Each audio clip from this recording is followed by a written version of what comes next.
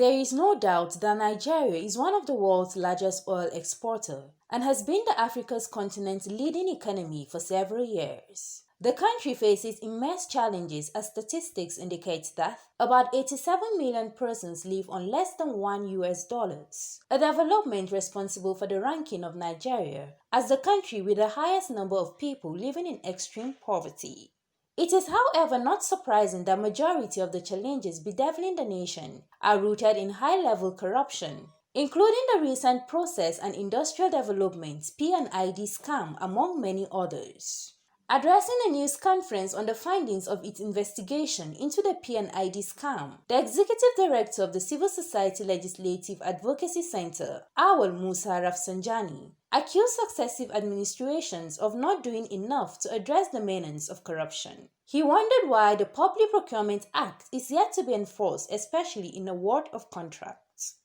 We have been talking about enforcement of public procurement many times, and because some people who are interested in their own personal interests, they will not allow public procurement law to work. If you have a public procurement law, there's no way this kind of scam can happen, because you would have done all the necessary due diligence before you give an award to anybody.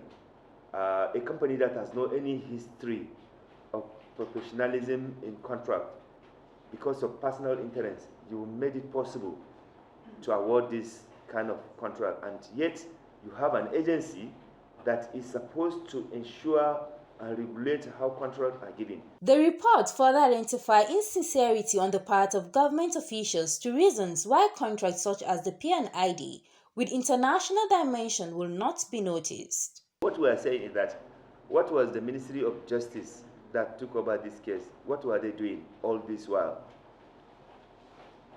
So something is wrong. Either people are just not, efficient, or they don't really have the, interests of the nation, or probably they have decided to let foreign interests prevail over national interests.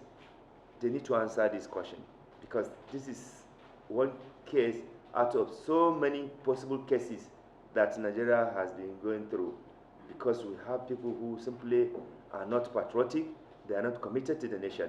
Alleging that most contract awards, especially in the oil sector, are shrouded in secrecy, the center called for publication of contracts of such magnitude as it will mitigate the trend of which the nation loses billions of dollars to corruption, incompetence, and international scams.